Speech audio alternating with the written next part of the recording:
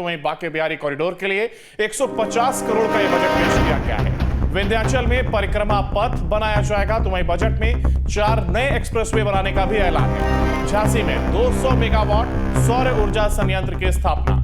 अमृत 2.0 योजना के लिए 4100 करोड़ की स्थापना। सीएम ग्रीन रोड इंफ्रास्ट्रक्चर योजना को 800 करोड़। और यही वजह है कि यूपी सरकार कहा जा रहा है कि यूपी सरकार ने अब तक का यह सबसे बड़ा बजट पेश किया। वित्त मंत्री ने पेश किया 8,08,000 करोड़ से ज्यादा का यह बजट। बांके बिहारी कॉरिडोर के लिए जहां 150 करोड़ का यह बजट पेश किया गया तो इसके साथ ही विंध्याचल में परिक्रमा पथ बनाया जाएगा। इसके साथ ही साथ बजट में 4 नए एक्सप्रेसवे बनाने का भी ऐलान किया गया। स्मार्ट सिटी योजना के लिए 400 करोड़ तो वहीं अर्बन फ्लड वाटर और ड्रेनेज योजना को भी 1000 करोड़, एक्सप्रेसवे के लिए 900 करोड़ की व्यवस्था की गई है।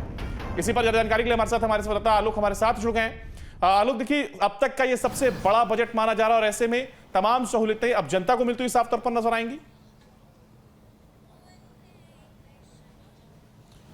बिल्कुल, देखिए अगर इसे पिछले बजट से अगर तुलना करते हैं तो लगभग 9% ये बजट आकार में बढ़ा है। 8 लाख करोड़ से ज़्यादा का ये बजट है।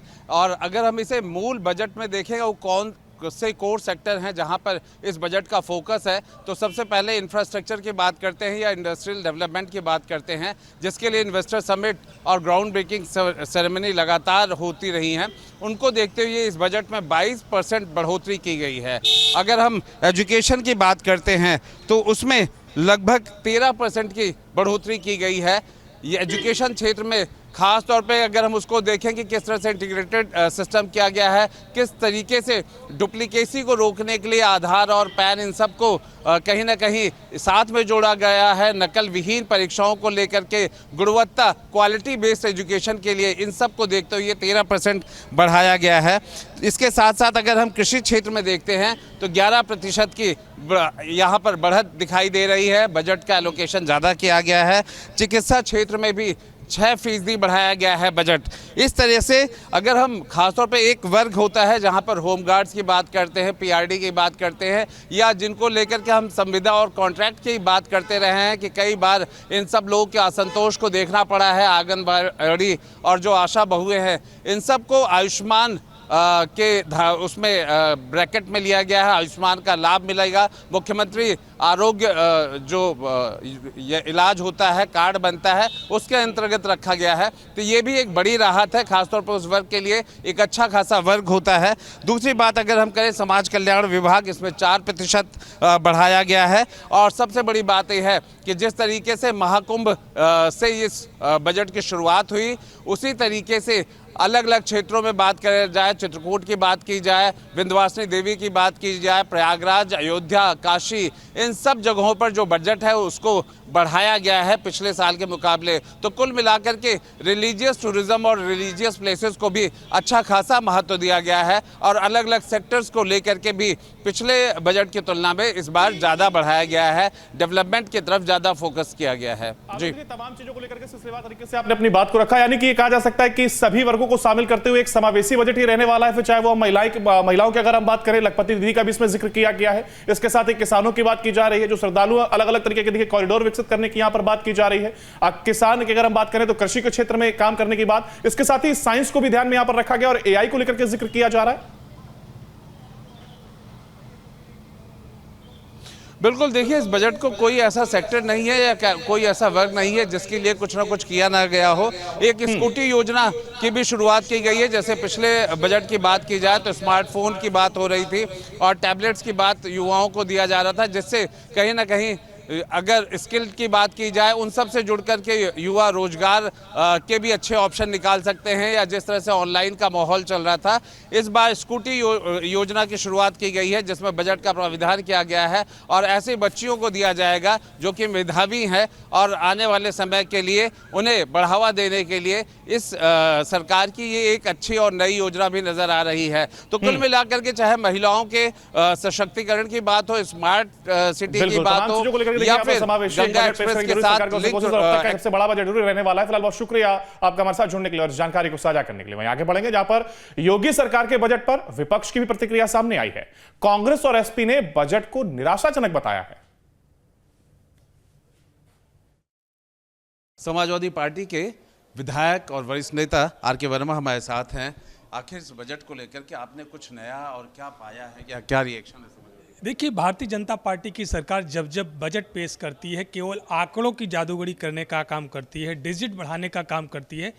8,08,736.6 लाख करोड़ का जो बजट है उसमें आप इंफ्रास्ट्रक्चर पर देखेंगे कि सरकार ने जो नई योजनाएं शुरू करी है उस पर केवल 28,000 करोड़ रुपया निर्धारित करने का काम किया है। आप बताओ, इतना बड़ा उत्तर प्रदेश जहां विकास की एक बहुत बड़ी अपेक्षा जनमानस के बीच में है, केवल 8 लाख करोड़ में से 28,000 करोड़ की योजनाएं केवल सरकार दे रही है उत्तर प्रदेश वासियों को। और माननीय मुख्यमंत्री जी ने अपने नाम से ग्रामीणांचल में, ग्रामीण क्षेत्रों में नई सड़क बनाने की जो माननीय मुख्यमंत्री ग्राम सड़क योजना के नाम से आज जो प्रारंभ की गई है, 200 करोड़ रुपए की बजट व्यवस्था की गई है। इससे कौन से गांव का विकास होगा, कौन से प्रदेश का विकास होगा, कौन से जनपद का विकास होगा। 403 विधानसभा क्षेत्र हैं और 200 करोड़ रुपए, लिहाजा उससे अगर समान रूप से अगर उसका बंटवारा करेंगे तो एक विधानसभा में 50 लाख रुपया भी नहीं जाएगा। उसे लगता है कि केवल जनता के हाथ में केवल एक झुंझुना आया है।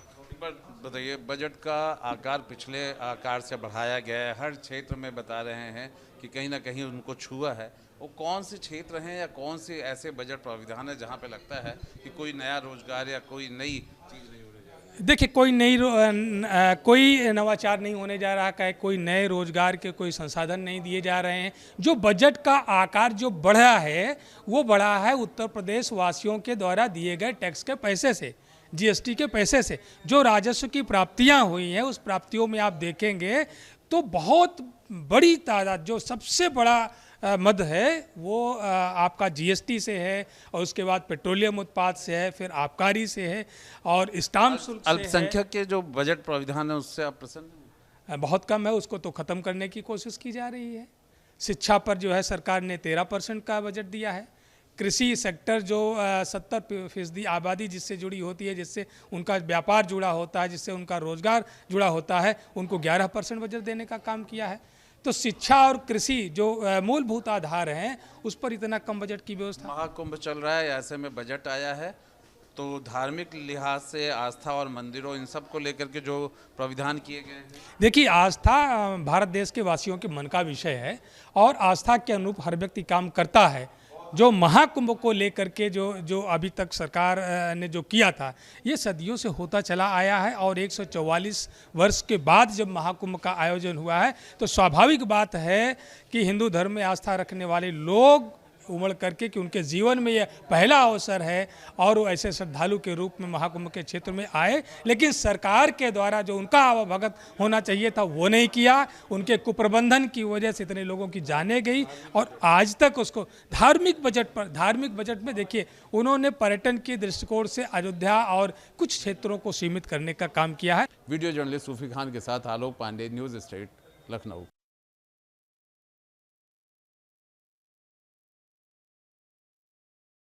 क्या लग रहा है किस क्षेत्र में अच्छा किया है या किस क्षेत्र में बाकी रह गया? कुछ नया है ही नहीं बजट में, कोई भी नई योजना इस बजट में सम्मिलित नहीं। पीडब्ल्यूडी जैसे विभाग को भी इन्होंने इतना कम बजट दिया है जिसमें मुझे नहीं लगता कि वो अगर प्रदेश की सड़कों की रिपेयरिंग भी कर पाएंगे।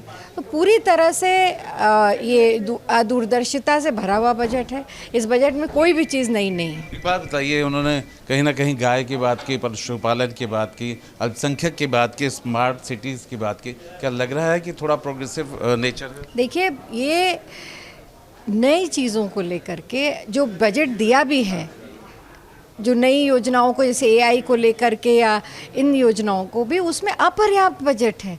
उस बजट में 50 करोड़ बजट अगर किसी योजना को शुरू करने के लिए दिया जाएगा तो क्या ये पर्याप्त है? क्या प्रदेश के लिए एक नई योजना शुरू हो जाएगी तो उसमें इस तरह के बजट, इस तरह की योजनाएं आगे बढ़ाई जा सकती हैं? तो ये तो केवल एक शगुफा है, इससे ज़्यादा कुछ नहीं है। बजट का आकार भी बढ़ाया है और महाकुंभ के बारे में शुरुआत बजट का आकार सरकार ने पिछली बार भी बढ़ाया था। अब की बार जो है उनका कहना है कि उन्होंने 25% से ज़्यादा उस आकार को बढ़ाया है। पर जानना चाहती हूँ कि पिछली बार के बजट का मात्र 53% विभागों को आवंटित कर पाई थी सरकार पिछले वित्तीय वर्ष में। तो अब की बार भी आप देखिएगा कि जो केवल बजट का आकार बड़ा करने से उत्तर प्रदेश की जनता का भला नहीं होगा।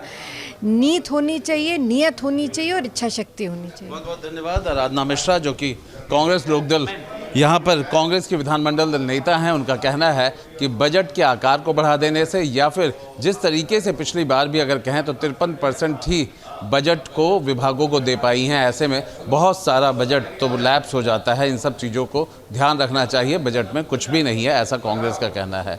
वीडियो जर्नलिस्ट सूफी खान के साथ आलोक पांडे, न्यूज़ स्टेट, लखनऊ।